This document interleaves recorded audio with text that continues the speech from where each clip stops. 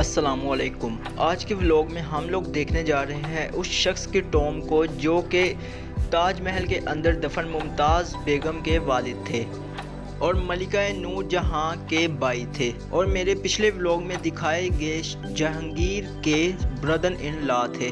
उस शख्स का नाम आसिफ खान था जो कि लाहौर के गवर्नर भी थे।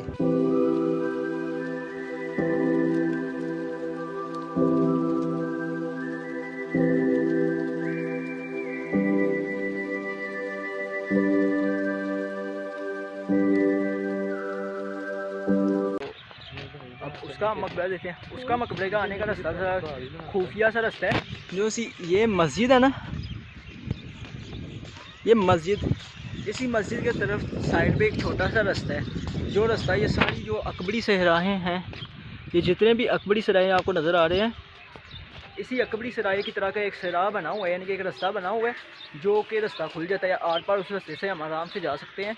तो उस रास्ते के जब दूसरी तरफ हम जाते हैं तो दूसरी तरफ हमें नज़र आ जाता है आसिफ खान का मकबरा।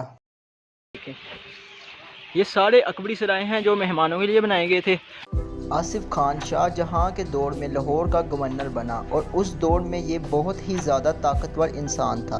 शाहजहां ने ही इसका मकबरा संगमरमर से तमीर करवाया। आसिफ खान की टॉम शहनशाह जहांगीर और मलिका नूर जहां की टॉम के बिल्कुल दरमियान में वाक़िया है और ये भी शहादरा के अंदर मौजूद है। जैसे कि आप लोगों ने बाकी जगह बाकी मकबरों पर देखा ना, सेम इसी तरह पर भी यहाँ पर भी इसकी दीवारों पर भी इस तरह के नक्श बनाए गए हैं। ये देखिए, नीलम के पत्थर हैं और ये बाकियों का नाम नहीं मुझे आता। ये पत्थर से सजाया गया ये साड़ी, लेकिन वक्त के साथ साथ ये थोड़े से ही रह गए हैं, सारे उतर गए हैं। ये देखें, ये वाली जगह बड़ी खस्ता हाल है।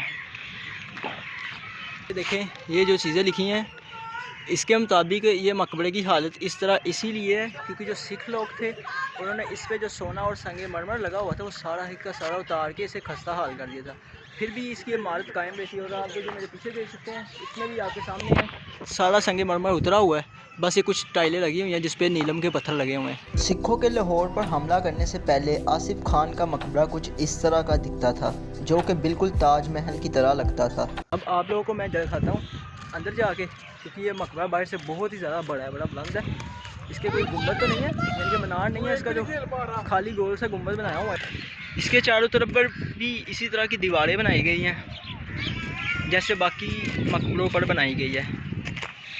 तो ये मकबरा आसिफ खान है। ये जो ताजमहल के अंदर जो मुमताज़ बेगम दफन है, ये उसके वालिद साहब हैं। इतना खूबसूरत और आलीशान ताजमहल जो बनाया था, उसके अंदर जो मुमताज़ बेगम दफन है उसके वालिद साहब देखें किस तरह की खस्ता हाल इमारत में दफन है। ये देखिए, हमें नज़र आ रहा है कि इसके जो गुंबद है वहाँ पर भी संगे मरमर लगाया हुआ था जो सिखों ने उतार लिया था। सिखों ने लाहौर की जितनी भी कदीम इमारतें थी उन्हें बहुत ज़्यादा नुकसान पहुँचाया था। मुमताज़ बेगम के वालिद साहब, मुमताज़ बेगम इतनी बड़ी ताजमहल की मालिक और उसके वालिद साहब एक खस्ता हाल इमारत शहादरा के अंदर बने हुए हैं। इसके अंदर जितना भी संगे मरमर था सारा का सारा उतार लिया गया था। अगरचे जो उनसे पीछे वाली जो सी इमारतें हैं उनका संगे मरमर सारा नहीं उतारा था, लेकिन इस वाली इमारत का ज़्यादा बुरा हाल कर गए थे वो लोग।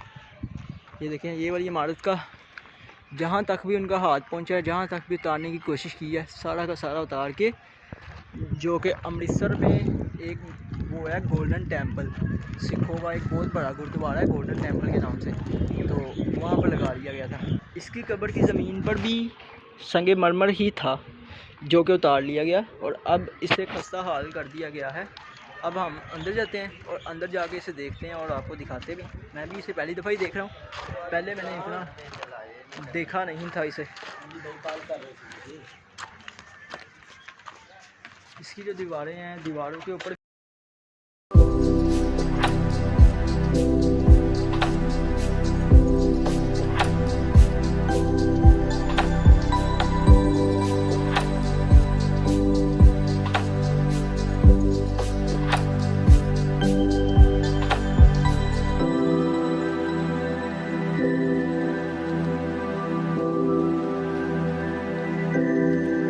का दाखिली रास्ता है और बाकी सारे रास्ते दूसरे हैं। और ये रही कब्र। इसकी कब्र पर भी अल्लाह के नाम लिखे हुए हैं। और जो इधर भी जो फूल पत्थर लगाए थे जो चमकते थे वो पत्थर भी उतार लिए गए हैं। ये देखें सारी जगह पत्थरों के निशान तो बने हैं लेकिन ये खाली है। जैसे मेरी फिंगर अंदर चल जा रही है, ये खाली हैं सारे। इसके ऊपर से सारे पत्थर उतार लिए गए हैं। कब्र पर लगे संगमरमर पर अल्लाह का नाम लिखे होने की वजह से ये सिखों के किसी काम का नहीं था, इसीलिए उन्होंने कब्र पर लगे संगमरमर को छोड़ दिया और बाकी सब के संगमरमर उतार लिया। चारों तरफ अल्लाह के 99 नाम लिखे हुए हैं। ये मकबरा भी बहुत ही ज़्यादा खूबसूरत हुआ करता था और सोने के और संगमरमर के इस पर चीज़ें लगी हुई थी जो कि वक्त के साथ साथ उतार दी गई।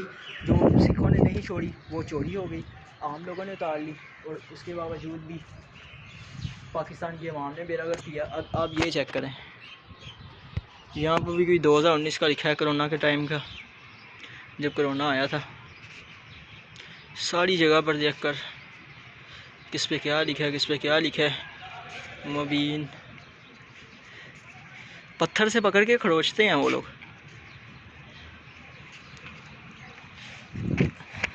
इसके बैक साइड पे भी एक फाउंटेन है। इसके जो बाग है उसका भी काम जारी है, यानी कि इसका बाग का काम अभी कंप्लीट नहीं हुआ। ये आप ऊपर देखें, ऊपर पत्थर लगे हुए हैं लेकिन नीचे से पत्थर उतार लिए गए हैं। ये चारों तरफ इस तरह के सीन है, जहाँ जहाँ तक उनका हाथ पहुँचा ना वहाँ से उन्होंने उतार लिया। पूरा गुंबद के ऊपर से भी उतारे हुए हैं। ऊपर देखें वो वाइट वाइट सा आपको नज़र आ रहा है, ये संगमरमर के पत्थर लगे हुए थे जो कि उतार लिए गए। इस मकबरे को काफ़ी ज़्यादा नुकसान पहुँचाया गया था। फिर भी एक खाली सी इमारत, एक खस्ता हाल सी इमारत यहाँ पर खड़ी है अभी तक, जो कि सही सलामत है, जो कि यानी कि खंडर तो बन चुकी है लेकिन काफ़ी हद तक बेहतर है। जितना इसे नुकसान पहुँचाया गया ना और जितने जल्ज़ले और कुदरती आफात आई हैं उसके बावजूद भी ये इमारत वैसी की वैसी है। पहले तो यहाँ पर सैलाब वगैरह भी आता था इस एरिए पे एक दो दफ़ा, यानी कि काफ़ी पाकिस्तान बनने के बाद भी एक दफ़ा इस एरिए पे सैलाब आया हुआ है, उसके बाद तो यहाँ पर सैलाब नहीं आया।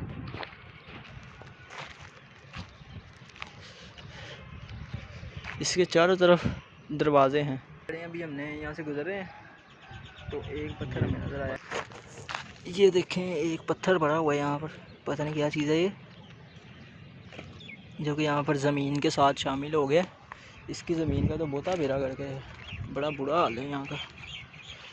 जितना ज़्यादा खूबसूरत वाला हिस्सा उस तरफ वाला हिस्सा जितना खूबसूरत है ना, इसके इस तरफ वाला हिस्सा उतना ही ज़्यादा बदसूरत बना हुआ है, क्योंकि इस जगह पर इतना ध्यान नहीं दिया गया था। हैं ये आसिफ खान के मकबरे को एक्सप्लोर करते हुए हमें ज़मीन पे बहुत से ज़्यादा कीमती पत्थरों के टुकड़े भी पड़े मिले, जैसे कि संगमरमर का टुकड़ा और नीलम का टुकड़ा। दीवारों पर लगे थोड़े बहुत टुकड़े ग्लोबल वार्मिंग की वजह से और हालात की वजह से ज़मीन पर गिरते रहे और ज़मीन की मिट्टी के साथ शामिल हो गए, जो कि ऊपर आने से हमें नज़र आए। इसके नीचे बड़े पत्थर पड़े हुए हैं जो कि